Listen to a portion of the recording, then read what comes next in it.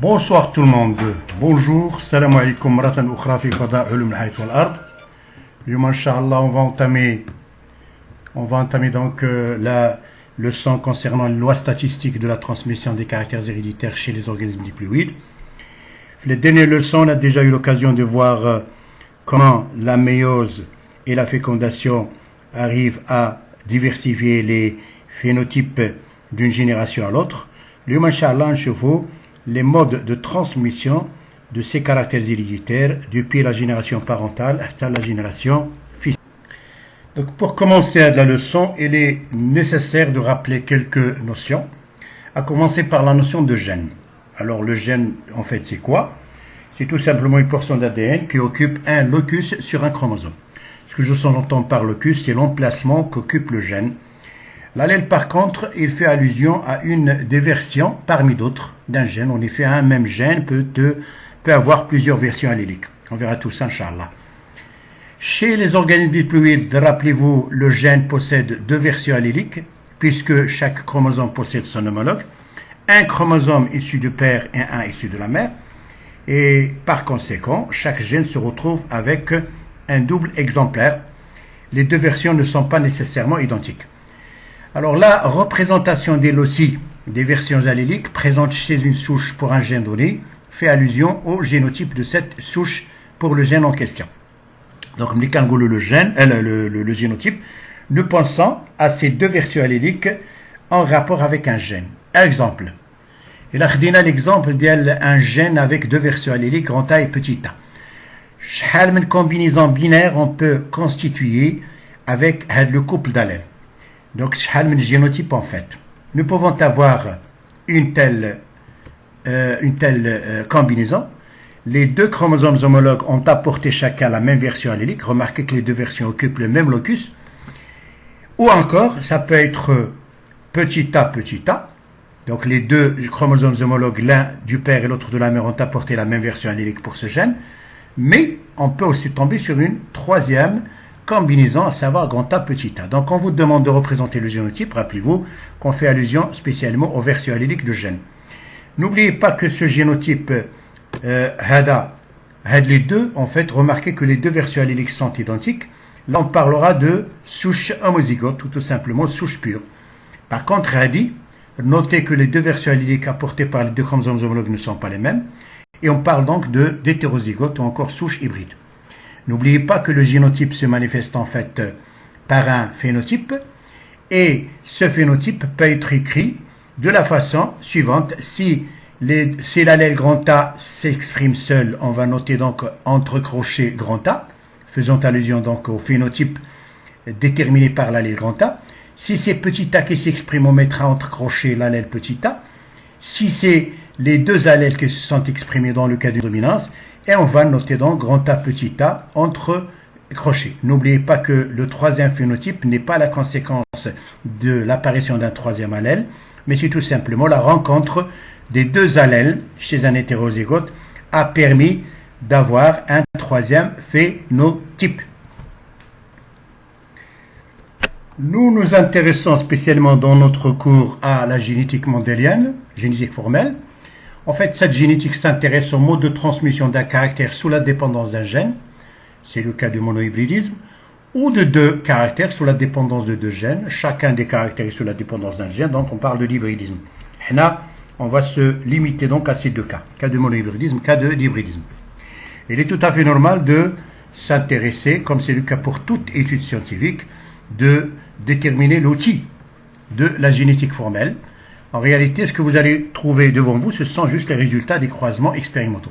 Donc l'analyse et l'interprétation des croisements, des résultats issus des croisements expérimentaux nous permettent de comprendre le mode de transmission d'un ou de plusieurs caractères. Qu'est-ce qu'on entend par mode de transmission d'un ou de deux gènes? En réalité, quand on vous demande de déterminer le mode de transmission d'un gène, vous êtes confronté à deux problèmes essentiels. D'abord, il faut situer le gène ou les gènes en question, c'est-à-dire donc la localisation de gènes, et puis laquelle des deux versions alléliques s'exprime-t-elle chez les hétérozygotes, parce que rappelez-vous, chez les hétérozygotes, les deux allèles se retrouvent côte à côte et par conséquent, il est tout à fait normal de savoir de quel dépendra donc le phénotype de cette hétérozygote. Quand on aura répondu à ces deux questions, eh bien, l'interprétation chromosomique devient à portée de main, ce qui nous permet de prévoir les résultats attendus pour n'importe quel croisement qu'on nous propose, en réalisant des échiquiers appropriés. Bien sûr, quand on connaît le génotype des individus croisés, il est tout à fait facile de réaliser l'échiquier des rencontres possibles et de prévoir les résultats à l'avance. Donc, pour commencer, on va envisager le cas de monohybridisme. Et maintenant, dans ce cas-là, vous vous trouvez devant deux situations envisageables quant à la localisation de gènes. Donc, c'est un des problèmes auxquels il faut d'abord commencer par trouver une solution. C'est-à-dire que vous pouvez tomber sur le cas d'un gène lié au sexe. Là, vous êtes en train de faire donc d'étudier donc le mode de transmission d'un gène autosomique, mais vous pouvez aussi avoir le cas d'une génétique liée au sexe. Et par conséquent, donc, le gène là, il est situé sur un des chromosomes sexuels. Et là, l'un des cas où l'autre voie, donc vous faites fausse route. Donc, le premier problème qu'il faut éclaircir, auquel il faut effectivement trouver une réponse, donc c'est savoir d'abord situer son gène. Là, ce sont deux modes de transmission différents. La particularité des gènes portés par les chromosomes non sexuels, c'est-à-dire par les autosomes. Les chromosomes de chaque père sont homologues chez les deux sexes. Donc, le gène possède deux versions alléliques. Mais le génotype, que ce soit chez un mâle ou chez une femelle, n'oubliez pas que le gène possède donc deux versions alléliques, puisque les chromosomes sexuels ne font pas la distinction entre les mâles et les femelles. Par contre, le cas de la génétique liée au sexe. Au fait, le cas de on va se limiter aux gènes portés par la partie propre à X. Dans ce cas-là, remarquez que les mâles, il n'y a qu'un seul chromosome X.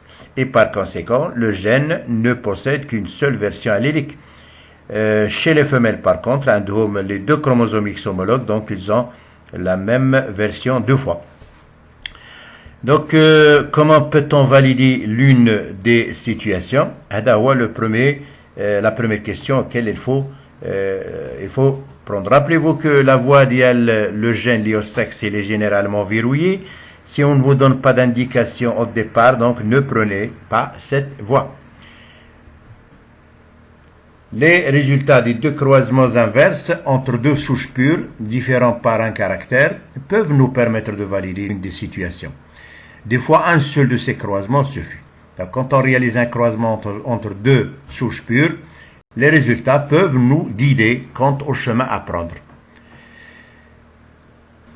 Alors, prenons le premier exemple. On va prendre donc l'exemple le croisement entre deux souches pures de haricots, différents par la couleur des graines. L'une produisant des graines rouges et l'autre des graines blanches.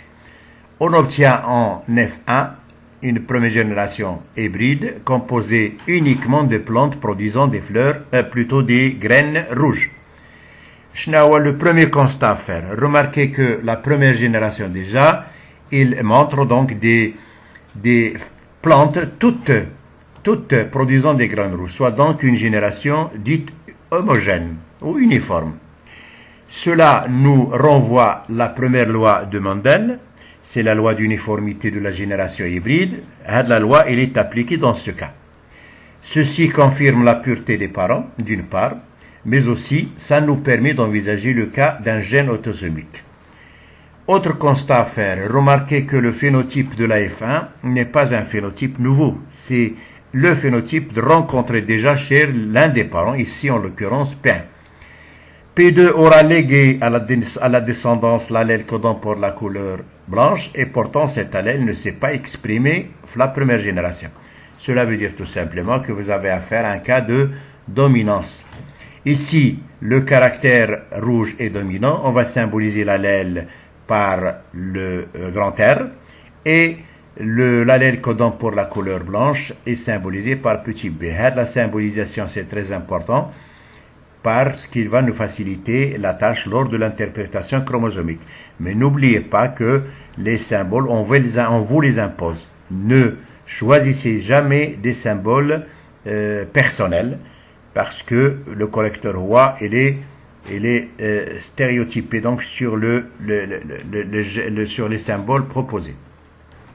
L'objectif, la fin, c'est essayer de donner une interprétation à ce croisement, non, au résultat de ce croisement. Donc, quand vous aurez répondu aux deux questions précédentes, l'interprétation devient facile. Alors, je nomme les étapes d'une interprétation chromosomique.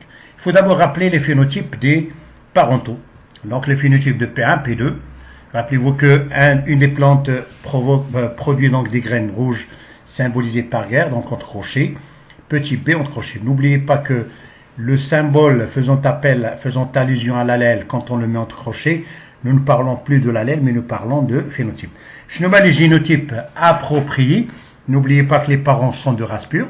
Donc on va représenter les deux versions alléliques qui occupent le même locus et sont identiques. Grand R chez la plante grand R. Et petit b chez. Les gamètes, n'oubliez pas, c'est le résultat de la méiose. N'oubliez pas que le passage de la phase diplo de phase A+8, c'est grâce à la méiose. Donc les gamètes, comme les deux chromosomes homologues portent la même version allélique, tous les gamètes de chacune des plantes seraient grand R, l'autre petit b, donc à 100% pour chacune. La rencontre gamétique au cours de la fécondation va rétablir la diploïdie et on va tomber sur un génotype hybride, grand R, grand B, grand R hérité d'un des parents et petit b de l'autre. Et comme grand R est dominant, petit b est récessif, et bien le phénotype serait à 100% graine rouge. Donc remarquez que l'interprétation chromosomique, il doit suivre les étapes Coulomb. Si on réalise un croisement maintenant entre deux hybrides de la F1, rappelez-vous que chacun des hybrides étant hétérozygote va produire deux types de gamètes avec des proportions égales, 50-50, grand R petit b, grand R petit b. Donc la rencontre gamétique va nous permettre de tomber sur les proportions 3 quarts rouge et 1 quart blanc. Notez la réapparition du caractère récessif. C'est normal. En application à la deuxième loi, rappelez-vous la deuxième loi Schkatgoul, elle a la pureté des gamètes. Pourquoi les gamètes sont pures? Parce que n'oubliez pas qu'ils sont le fruit d'une méiose. Un gamète ne peut pas contenir deux versions alléliques même gène, puisque ce sont des cellules haploïdes. Donc la pureté des gamètes va donc provoquer la séparation au cours de la méiose de l'allèle grand R de l'allèle petit b, ce qui va donner la chance à petit b de rencontrer le même allèle issu de l'autre parent. C'est ce qui va nous permettre de rétablir la combinaison petit b, et l'allèle petit b va se remanifester à nous. Envisageons donc le deuxième cas le croisement entre deux drosophiles, deux souches pures de drosophiles, des femelles aux yeux blancs et des mâles aux yeux rouges. Notez donc que là, on est en train d'étudier la transmission de gènes responsables de la couleur des yeux chez la drosophile. La drosophile, n'oubliez pas, c'est la mouche du vinaigre. C'est un petit insecte prisé par les généticiens. On s'en sert beaucoup, la génétique formelle. Voilà le croisement. Alors, qu'est-ce que vous notez de nouveau, Néa? Remarquez déjà que les parents, ils sont de race pure. Et malgré la pureté des parents, vous constatez que la génération obtenue est hétérogène. Ce qui veut dire tout simplement que malgré la condition exigée par la loi, cette loi n'est pas appliquée et n'est pas du tout vérifiée, ce qui nous renvoie au cas d'un gène hétérosomique. Donc s'il vous plaît, il n'y a qu'une seule exception donc, à cette loi, c'est le cas de la génétique hétérosomique. Nous sommes devant le cas de la génétique de Morgan. Donc on est sorti le cadre de la génétique mendélienne. Autre constat, les cas comme le cas de la génétique hétérosomique, pour déterminer la relation entre les différents allèles, le sexe chez qui on peut retrouver les deux versions alléliques côte à côte pour essayer de mesurer l'expression de l'un d'eux. C'est chez les femelles, parce que rappelez-vous, chez les mâles, le gène est représenté en un seul exemplaire. Et par conséquent, sur les femelles de la F1. Remarquez que les femelles de la F1, ils possèdent donc les deux versions alléliques pour le gène. Et comme les femelles de la F1 ont le phénotype d'un des parents, il s'agit donc là d'un cas de dominance. Rouge ici est dominant, on va le symboliser par W+. Et blanc et récessif, on va le symboliser par W. Donc les mâles ne nous intéressent pas, plus les mâles ont nécessairement hérité l'allèle de la mère et par conséquent ils auront le caractère de la mère dans tous les cas. la démarche suivie pour l'interprétation chromosomique est la même que tout à l'heure. Il faut faire attention, le gène en question, il est lié au sexe. Donc on va d'abord rappeler les phénotypes des parents. Donc rappelez-vous, les femelles ont des yeux blancs, donc symbolisés par W entre crochets. Les mâles aux yeux rouges symbolisent W+, white et white+. Les génotypes, il faut faire attention. Bzaf ديال الكلام ils font des déductions vraies كيوصل كيعرف بان لو جين لي sexe ملي كيجي la représentation ديال le génotype eh ben il ne considère pas هاد la donne كيعتبر عاوتاني le gène autosomique تيمثل لنا deux versions chez la femelle et deux versions chez le mâle. شنو هما les chromosomes qui nous intéressent هنا؟ Ce sont les chromosomes sexuels et par conséquent عند la femelle كاين deux chromosomes sexuels homologues XX chacun le même locus, il porte le même gène, donc deux versions alléliques. Comme la mère est pure, donc c'est WW, le père par contre, remarquez que un seul chromosome X. Y, ce n'est pas la peine de le nommer puisque le symbole, la représentation schématique du chromosome Y, il est connu. Donc une seule version, c'est W+. Donc remarquez que le gène, les deux parents sont de race pure, parce que la pureté, ça veut dire quoi? Ça veut dire présence d'une seule version allélique, que ce soit en double exemplaire ou en un seul exemplaire. Et malgré la pureté de père, remarquez le mâle, il est hétérogamétique. Les gamètes dialogues, qui sont la conséquence de la méiose.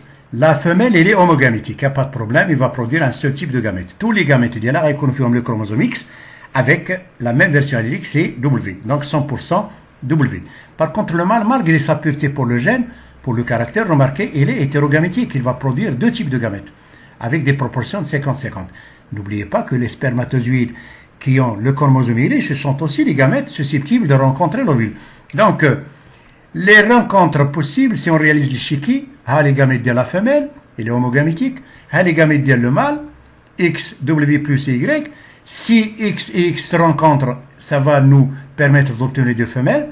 Et comme l'allèle qui code pour la colorologie dominante, donc les femelles seraient à couleur à yeux rouges. Par contre, le mâle, il héritera le caractère de la mère, puisque l'allèle W, malgré sa récessivité, elle est seule, donc il va pouvoir s'exprimer. Donc on obtient 50% de mâles aux yeux blancs et 50% de femelles aux yeux rouges. C'est ce qui explique l'hétérogénéité de la génération, malgré la pureté des parents. Autre problème qu'il faut résoudre, comme on avait dit au début, c'est la relation entre les deux versions alléliques chez les hétérozygotes. Dans les deux cas, on peut avoir affaire à un cas de dominance, comme c'est le cas il y a les deux exemples traités, mais aussi on peut avoir affaire à un cas de codominance allélique. Les deux cas ont le programme. Alors, lorsqu'on réalise un croisement entre deux souches présentant des phénotypes différents, il est tout à fait normal. Donc, si la descendance ne présente que l'un des phénotypes parentaux, ou les deux à la fois, on est devant un cas de dominance. Si par contre certains descendants présentent un troisième phénotype, cela veut dire que les allèles en se rencontrant chez les hétérozygotes s'expriment tous les deux et engendrent un phénotype nouveau, cas de codominance. Pour un couple d'allèles, les combinaisons génotypiques possibles ils sont en nombre de 3. Donc si à 3 génotypes correspondent 2 phénotypes, c'est que nécessairement vous avez affaire là à une dominance allélique puisque 2 génotypes s'expriment par un même phénotype. Si par contre à 3 génotypes correspondent 3 phénotypes, c'est que nécessairement chacun des génotypes a son propre phénotype, donc vous avez là affaire à un cas de codominance. Donc il a darlé comme un troisième phénotype. En plus des phénotypes déjà rencontrés chez les parents, vous avez nécessairement affaire à un cas de codominance. C'est très simple, il faut tout simplement observer le phénotype à travers les descendants. Donc, notez comme l'exemple. Si on croise entre des plantes à fleurs rouges avec des plantes à fleurs blanches et qu'on tombe sur une génération F1, plantes à fleurs roses, remarquez que là vous avez 2 phénotypes différents, un des parents, et vous avez là un troisième phénotype, un de la descendance. Donc à 3 génotypes correspondent 3 phénotypes. Donc là nécessairement vous avez affaire à un cas de codominance. L'apparition d'un nouveau phénotype n'est pas l'œuvre d'un nouveau allèle, mais par l'expression des 2 allèles quand ils se rencontrent chez l'hybride. N'oubliez pas que la représentation, enfin le cas d'El Rose, on ne va pas choisir un troisième symbole puisqu'il ne s'agit pas d'un troisième allèle. Nous allons tout simplement le représenter par les deux versions alléliques entre crochets. Donc RB, donc s'il vous plaît, ne choisissez pas un troisième allèle parce qu'on aurait l'impression que vous êtes là devant un troisième allèle. Deuxième cas possible, si on croise par exemple entre des drosophiles à L longue et des drosophiles à L vestigiale et qu'on tombe sur une descendance faite à 100% de drosophiles à L longue, remarquez que le caractère qui apparaît chez la descendance, chez les hybrides, n'est pas du tout nouveau, c'est le caractère d'un des parents. Donc à trois génotypes correspondent deux phénotypes, vestigial et longue. Donc vous avez nécessairement à faire là un cas de dominance et par conséquent, l'allèle dominant, la veine, c'est celui qui code pour la longueur sauvage des ailes, pour les ailes longues. Donc c'est très facile. L'autre situation auquel on peut être confronté, le cas de l'homohybridisme, c'est que dans certains cas, on peut tomber sur un gène particulier dans l'une des versions et létal. Il y en a qui ont droit à le gène létal, Mourita ou Mita. Alors, je vous rappelle tout simplement que dans ce cas-là, seuls les porteurs homozygotes de l'allèle létal meurent. Donc, une souche homozygote portant l'allèle létal n'existe pas dans la nature puisqu'il meurt avant naissance. Alors, quel est le type de croisement qui peut nous informer sur ce type de gène? Donc, le croisement qui répond à cette problématique est le croisement entre deux hybrides. Il faut que ces deux hybrides soient tous les deux porteurs de l'allèle létal et de l'allèle non létal. Alors, les résultats de les hybrides, donc c'est la F2, et l'analyse de la génération F2 obtenue nous permet de comprendre où le gène il est normal ou le gène létal. Envisageons donc l'exemple suivant. Donc le cas de la couleur de la fourrure chez les souris. Le croisement entre une souris jaune et une souris agoutie donne une descendance constituée de 50% souris jaune et 50% souris agoutie. Je vous rappelle que la souris jaune, c'est donc un caractère mutant, c'est une mutante. Le caractère sauvage, il est agouti.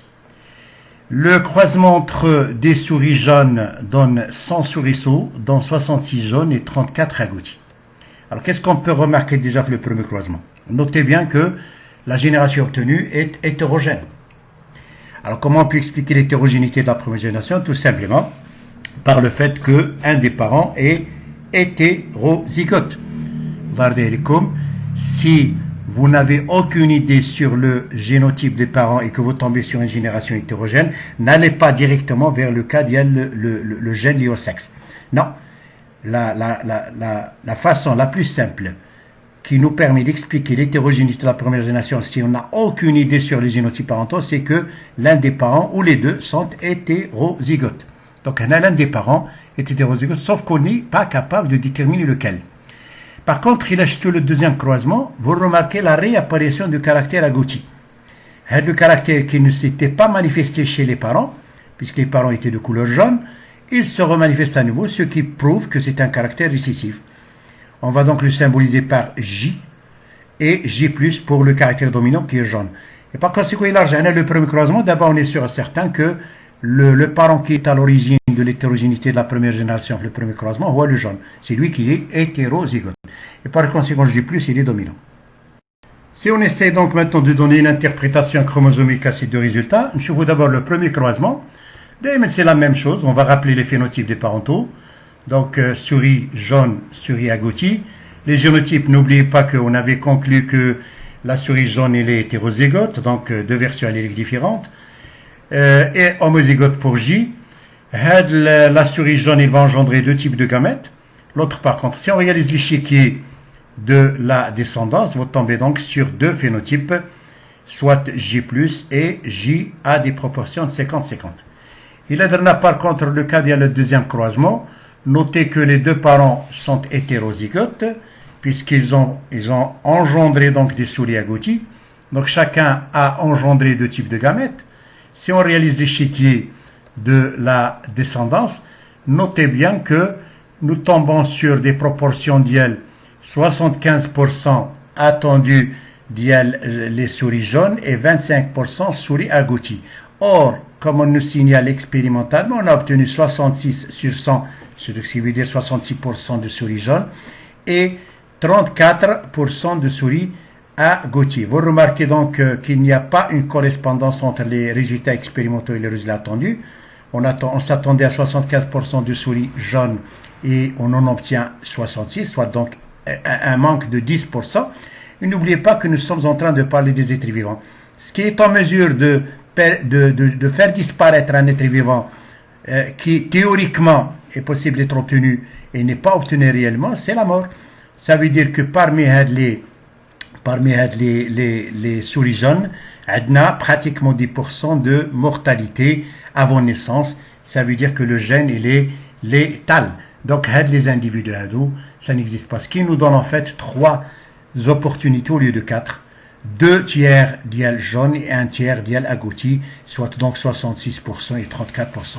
Donc là, comme un croisement entre 2 hybrides et portant chacun un allèle létal, c'est tout à fait normal que la rencontre de ces 2 allèles dans un quart de cas possible va nous permettre donc d'obtenir des résultats expérimentaux différents de ceux théoriquement attendus. Dernière situation auquel on est censé être confronté, le cas de monohybridisme, ملي كتكون عندنا un caractère sur la dépendance d'un gène dans une des versions alléliques qui est dominante. La souche présentant un phénotype dominant peut être génotypiquement homozygote ou hétérozygote. Donc là, le problème, comment peut-on valider l'une des hypothèses? Là, c'est très simple, on va réaliser un test cross, ou ce qu'on appelle un croisement de test. Alors, en quoi consiste un test cross? Donc, il a dit le cas d'il les haricots rouges et les haricots blancs, on savait très bien que le rouge était dominant. Alors, les canadiens ont donc une plante qui produit les graines rouges. Son génotype peut être soit grand R, soit grand R petit b. Donc, il y a 2 possibilités. Alors, comment peut-on s'assurer et valider l'une des 2 hypothèses?